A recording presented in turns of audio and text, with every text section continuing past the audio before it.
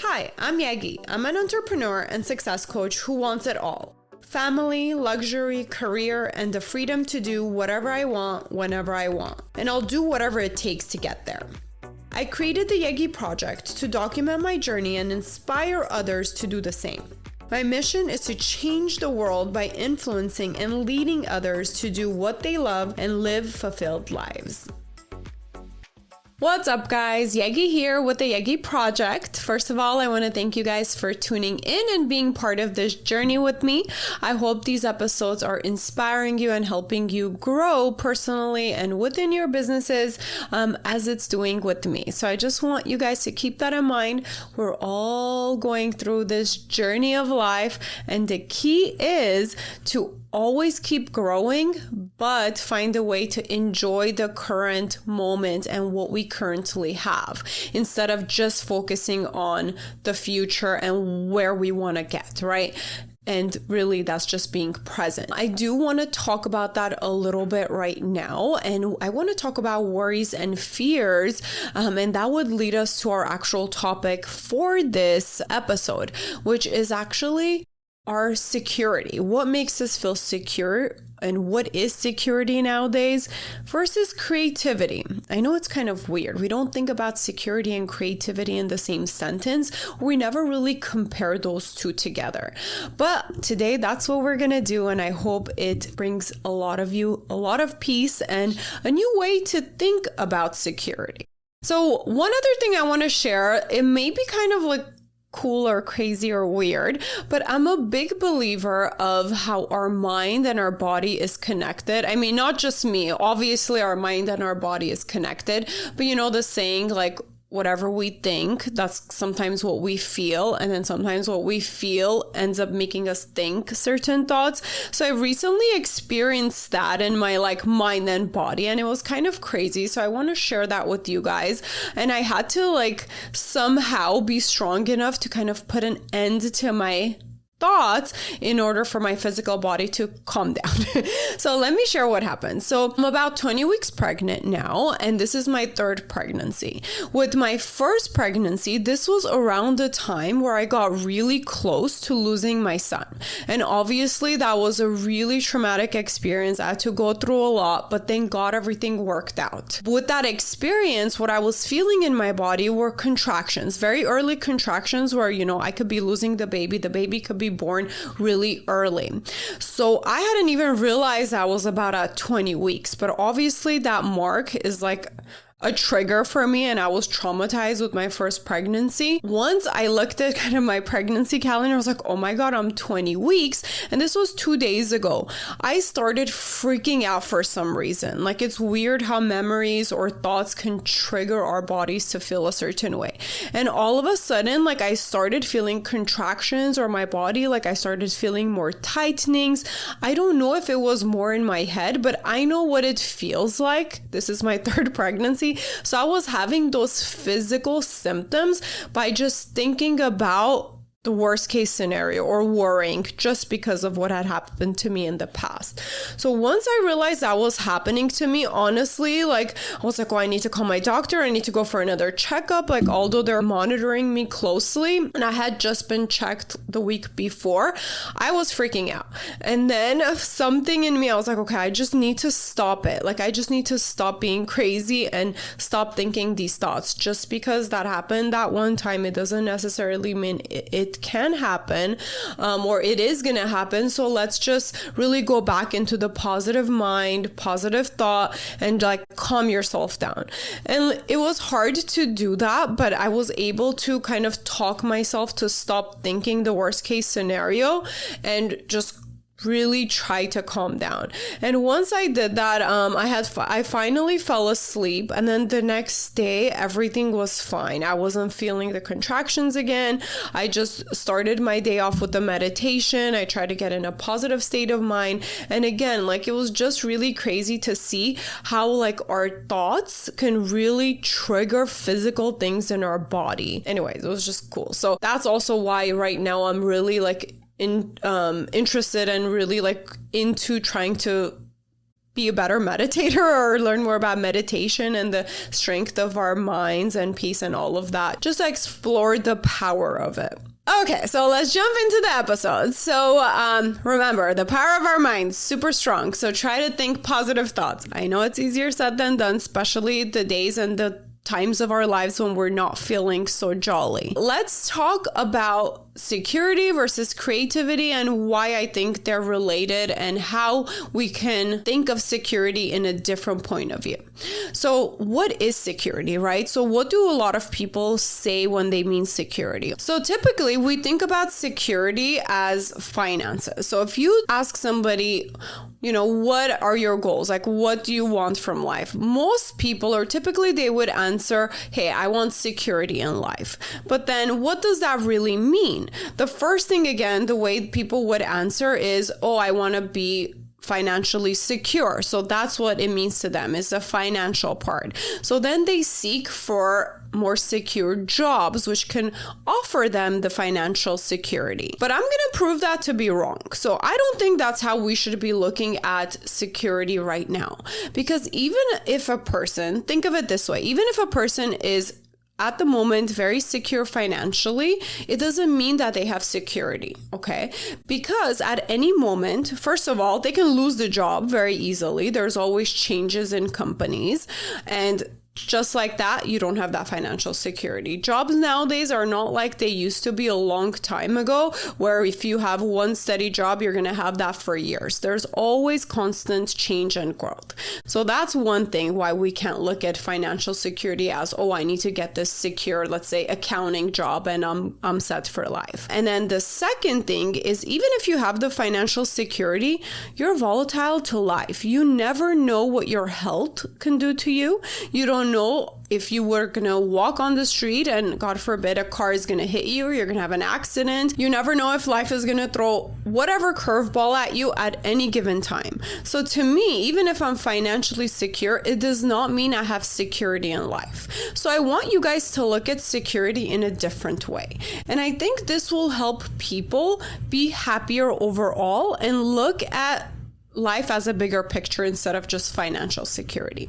And this will also make the people get into the right jobs and right fields based on what their gifts are and what they're actually good at and what they love, versus trying to look for security. So security doesn't really exist. What I think security is actually the people who have creativity are the most secure people. So if you can channel into your creativity, and stick with me with this, I know for some people it's like creativity can't mean security, but if you tune into your creativity more and you listen to it, it can very much well lead to a more secure life. So what I mean by that is, generally, if you're more of a creative person, you are more likely to handle life's curveballs in many different ways, in more creative ways, instead of freaking out that right now you don't have X, Y, and Z, especially when finances or money is involved. Another reason why a creative person will handle life better and more secure versus a person who's only looking for security is, if you are overall a more creative person, even if there is an economy downfall, you're not going to look at it like, oh my gosh, I'm going to lose my job, I'm not going to have any more money, I'm not going to have security. You may look at the opportunities of that downfall and do something about it, and maybe actually become wealthy from the economy downfall. I'm encouraging you guys to actually work on your creativity. And honestly, I had never thought about it like that either myself. I read something in this book. It's called The Lazy Person's Guide to Success. And it's really good. You guys should read it. It's super easy read, but something triggered this thought process. And I was like, you know what? We need to all encourage people to try to be more creative. Because normally we think about a person or about ourselves, I say, oh, I'm a creative person or I'm not a creative person. But it's not true. Just because you think you're not a creative person, it does not mean you can't become more creative or work on your creativity. If you do work on your creativity, you're more likely to handle life better and therefore have more security. So stop worrying about having security and really focus, if it's career-wise, on doing what you love and try try to figure out what your natural talents are. So the reason why I say this, for a lot of my young listeners, sometimes we may want to please our parents or significant others and try to look for a secure job that is going to provide us financial security in the old school terms, but we're going to be really unhappy doing that job, and in the long run we're really not going to have a secure life, because that can lead to health problems, mental problems, all this stuff.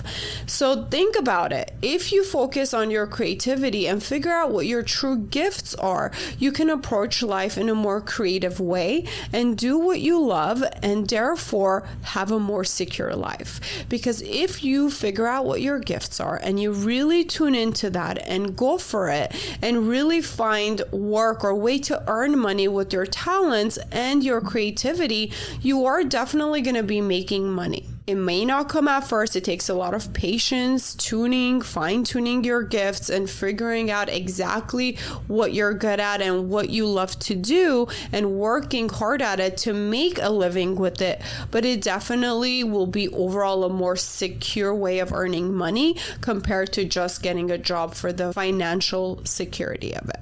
So here's another reason why we should work on being a more creative person. And it is not, again, I'm going to say this again, because everybody thinks, oh, I'm creative or I'm not creative. It doesn't work like that. We all have some sort of creativity in us. We just need to fine tune it or work at it or do things that trigger creativity. And you know why I'm kind of really wanting to talk about this? Because creativity will also lead to a happier and fulfilling life. Anytime as humans, we are practicing anything that's bringing out our creativity, it does feed our soul and somehow make us happier. You might have not experienced this, but you need to explore to get there. So give it a shot, even if you've never been a creative person, try to figure out anything that you could do to trigger your creativity. And I didn't know, but there's actually a lot of resources and books out there that you can read in order to be more creative.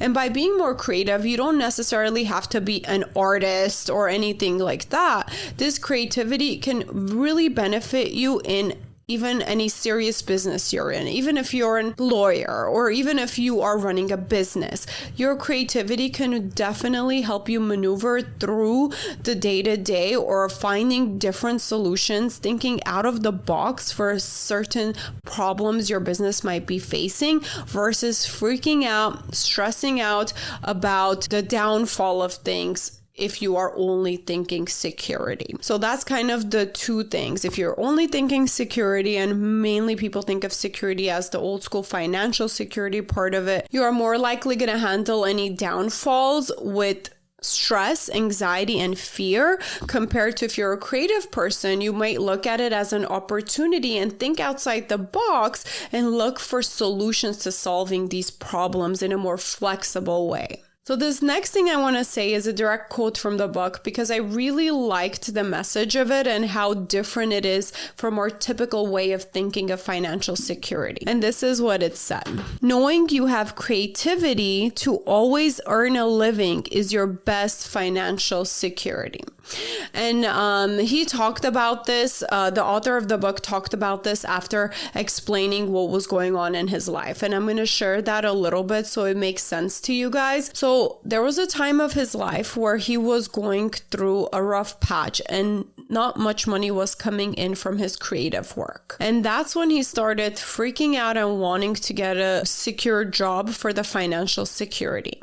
But one thing he thought about, and he said, and I think it gave him a lot of peace to keep going, and I think that could give you or me a lot of peace, is that having financial security is not the most important thing. He still had his health and his creativity, which those two things are as equally important to financial security. Because imagine if you have financial security, but you don't have a good, secure health, you're still not going to be in a good place in life. You're not going to be happy. So by knowing that at least I have my health and I have my creativity, which can provide a future for me, it gave him a peace of mind. And I think that can give all of us a peace of mind to think about our abundance and the things that we can be grateful for instead of only focusing on that financial security.